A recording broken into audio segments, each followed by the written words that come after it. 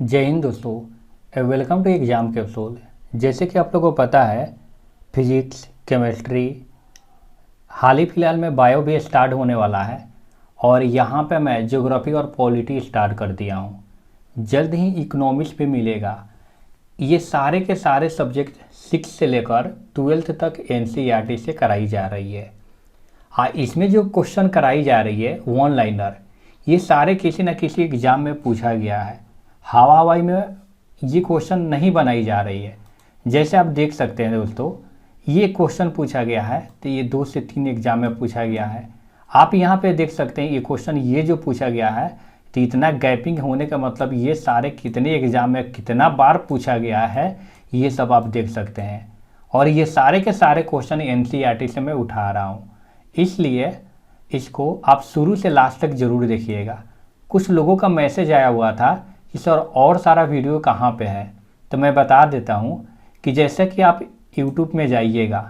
YouTube में जाने के बाद यहाँ पे आपको सर्च करना है अपना एग्ज़ाम कैप्सूल, ठीक है। तो यहाँ से एग्ज़ाम कैप्सूल मिल गया। एग्ज़ाम कैप्सूल में जाने के बाद आपको इस पर क्लिक करना है। क्लिक करने के बाद दोस्तों आपको यहाँ पे आ जाना है। ये वीडियो पूरा इसमें आ जाएगा, ठीक है। लेकिन आपको वीडियो में नहीं, यहाँ पे आना है प्लेलिस्ट में। दोस्तों जैसे ही आप प्लेलिस्ट में आओगे यहाँ पे, तो मैं प्लेलिस्ट अलग अलग आप लोगों के लिए बना दिया हूँ। जैसे आप देख सकते हैं यहाँ पे जो ये पॉलिटी के लिए हो गया, ठीक है। यहाँ पे जो है ये ज्योग्राफी के लिए हो गया, और यहाँ पे केमिस्ट्री और यहाँ पे फिजिक्स, इसी तरह करके और सारे सब्जेक्ट का बना दिया जाएगा।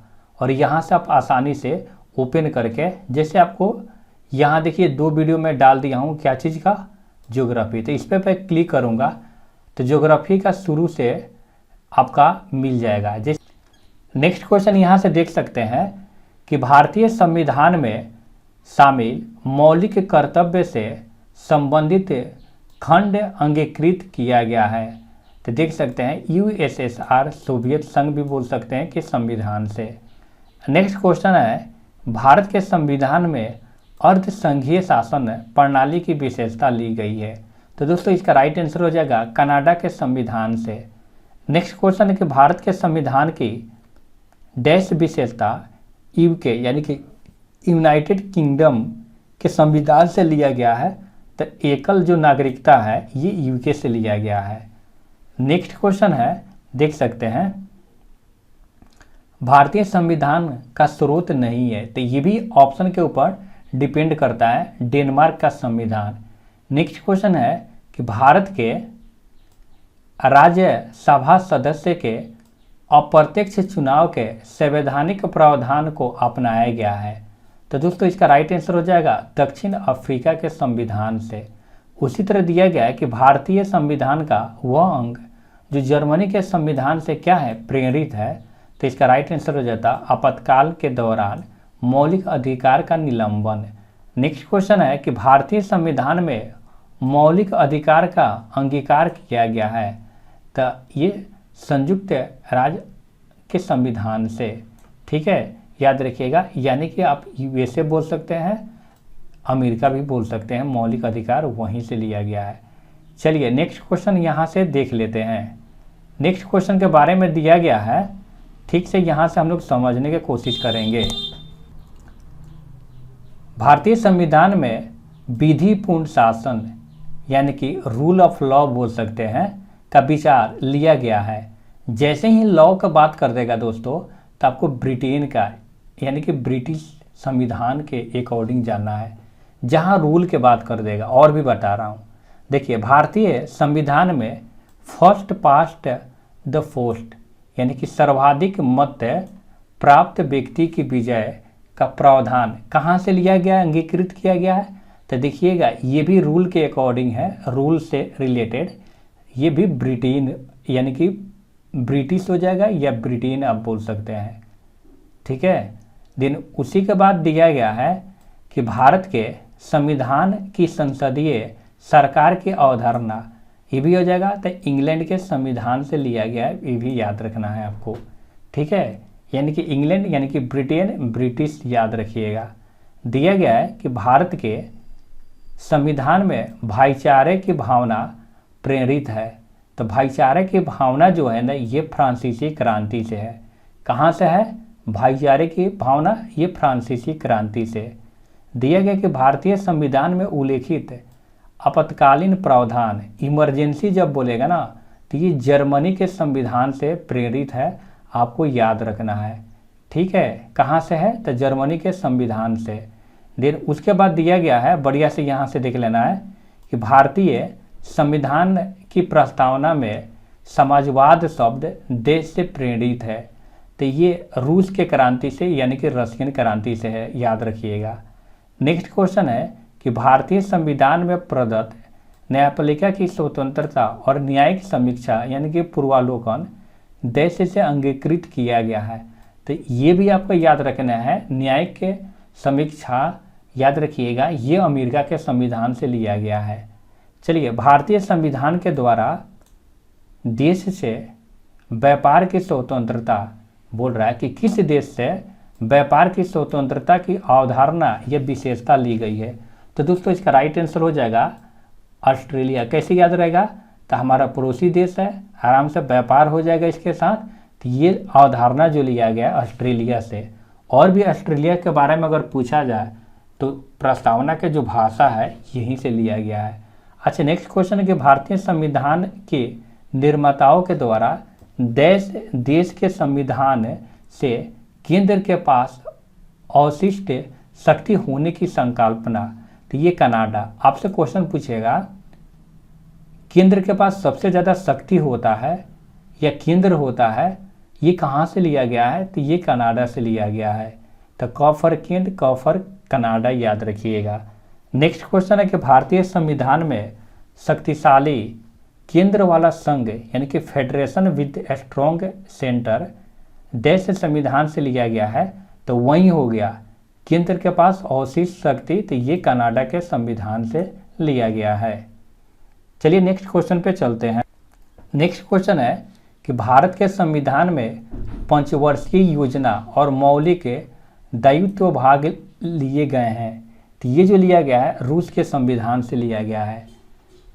भारतीय संविधान में एक वाक्य मिलेगा कि कानून के द्वारा स्थापित प्रक्रिया की अवधारणा, ये जापान के संविधान से लिया गया। उसी तरह क्वेश्चन यहाँ से एक और पूछ दे रहा है कि भारतीय राजनीतिक प्रणाली को कहा जाता है। तो अर्ध संगठनात्मक बोला जाता है। नेक्स्ट क्वेश्चन है भारतीय राष्ट्रपति और प्रधानमंत्री कहाँ के राज्य की प्रमुख प्रतिकृति है? तो ये ब्रिटेन के। एक और क्वेश्चन यहाँ से पूछ दिया जाता है कि भारत में संघ राज्य संबंध में समानता पाई जाती है, कैसे? तो कनाडा के संविधान तथा भारत सरकार अधिनियम देखिएगा 1935 में ये दिया गया है। चलिए दोस्तों, यहाँ से नेक्स्ट पॉइंट हम लोग देख लेते हैं। दिया गया है कि भारतीय संविधान में द्विसदन प्रणाली, ये ब्रिटेन से लिया गया है। द्विसदन प्रणाली कहाँ से लिया गया है? तो ये ब्रिटेन से। क्वेश्चन है राज्य के नीति निर्देशक सिद्धांत का स्रोत। तो देखिएगा 1935 जो भारत सरकार अधिनियम 1935 से निर्देशित का साधन है। नेक्स्ट क्वेश्चन दोस्तों यहाँ से पूछ दे, भारतीय संविधान में शासन के मंत्रिमंडलीय स्वरूप देश से लिया गया है। तो ये यूके से लिया गया है यानी कि यूनाइटेड किंगडम से। देखिएगा भारतीय संविधान में संशोधन का प्रस्ताव देश के संविधान से लिया गया है, ये दक्षिण अफ्रीका के संविधान से।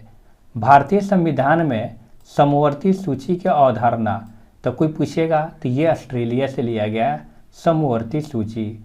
नेक्स्ट क्वेश्चन है, दिया गया है कि भारतीय संविधान में स्वतंत्रता का सिद्धांत देश के संविधान से या देश से लिया गया है। मतलब भारतीय संविधान में जो स्वतंत्रता का सिद्धांत है किस देश से लिया गया है? ये फ्रांस से लिया गया है दोस्तों। नेक्स्ट क्वेश्चन है कि भारतीय संविधान का देश उपखंड कनाडा के संविधान से लिया गया है। तो ये ऑप्शन के ऊपर डिपेंड करेगा। तो देखिएगा कनाडा के संविधान से ये भी लिया गया है कि उच्चतम न्यायालय का परामर्शदात्री क्षेत्र का अधिकार कहाँ तक होगा? नेक्स्ट दिया गया कि भारत ने एकल नागरिकता का अवधारणा ये किस देश से लिया है, तो एकल नागरिकता ये भी एक रूल के जैसा है, तो इंग्लैंड हो जाएगा। दिया गया है कि भारतीय संविधान के संसदीय विशेषाधिकार की अवधारणा या विशेषता कहाँ से लिया गया है, तो ये भी आपका इंग्लैंड या ब्रिटेन भी बोल सकते हैं, कोई दिक्कत नहीं है। ठीक है, अब देखिएगा नेक्स्ट क्वेश्चन है, भारतीय संविधान के अनुच्छेद 14 के बात करिए कि 14 में कानूनों के समान संरक्षण की अवधारणा जो है, ये देखिए अब समान संरक्षण प्रोटेक्शन के बात आ गया, तो ये प्रोटेक्शन से रिलेटेड जो है, ठीक है, एक पावरफुल जो स्रोत लिया गया है ये अमेरिका से लिया गया है, याद रखिएगा। चलिए नेक्स्ट क्वेश्चन पे आते हैं, यहाँ पे मिलान से रिलेटेड दे दिया गया है। ठीक है, तो डायरेक्ट हम लोग समझते हैं, आयरलैंड से क्या लिया गया है, तो आपका नीति निर्देशक तत्व लिया गया है। जर्मनी से तो इमरजेंसी से रिलेटेड लिया गया उपबंध। उसी तरह अमेरिका के वित्तीय आपात और ब्रिटेन ये संसदीय व्यवस्था लिया गया है। इसी के साथ एक एक के पॉइंट को हम लोग एक बार रिवीजन कर लेंगे।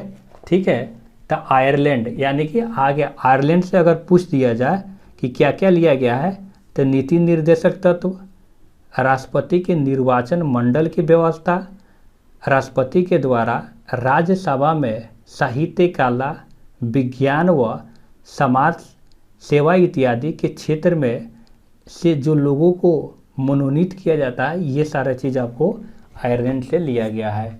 इसी तरह करके एक एक देश के बारे में हम लोग जान लेंगे और इसी में एक चैप्टर और पढ़ लेंगे, राष्ट्रीय प्रतीक। जिस तरह से हमारा संविधान बना तो उस समय बहुत सारे चीज़ को अपनाया गया।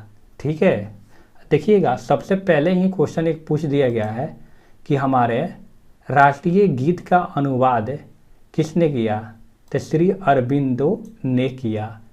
राष्ट्रीय जो ध्वज है आयताकार है, आपसे कोई क्वेश्चन पूछेगा तो बोलिएगा आयताकार है।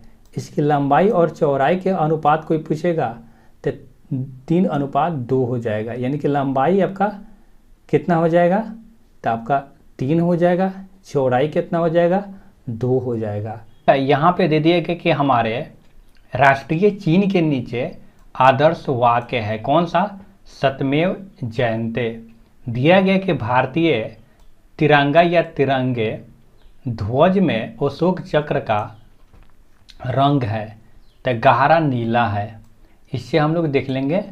ठीक है, दिया गया कि वर्ष 1950 में देश फल को भारत के राष्ट्रीय फल के रूप में अपनाया गया, तो ये आम को अपनाया गया। ठीक है, नेक्स्ट यहाँ पे है भारत का राष्ट्रीय चिन्ह लिया गया, तो सारनाथ स्थित स्तंभ जो है अशोक स्तंभ वहीं से लिया गया है।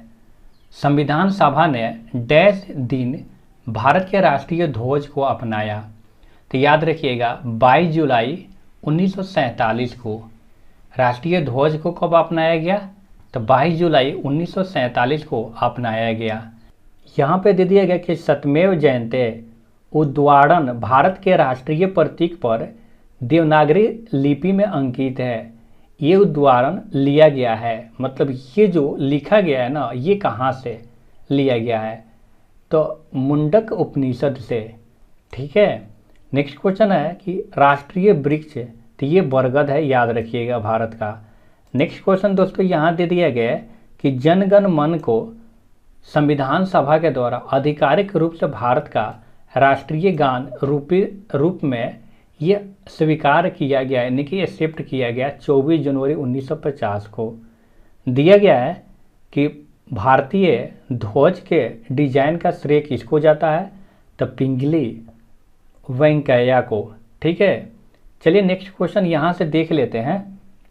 दिया गया है कि विशाल गिलहरी देश राज्य की राजकीय पशु है, तो ये महाराष्ट्र के हो जाएगा।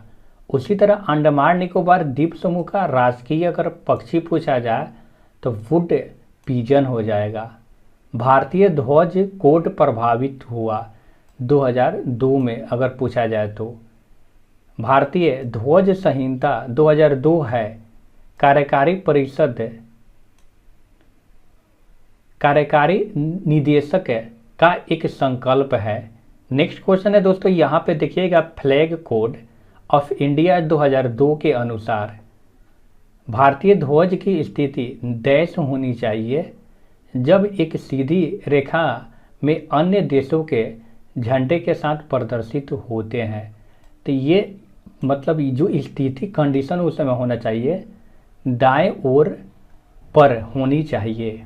ठीक है, भारतीय ध्वज की स्थिति दाएं छोर पे होनी चाहिए।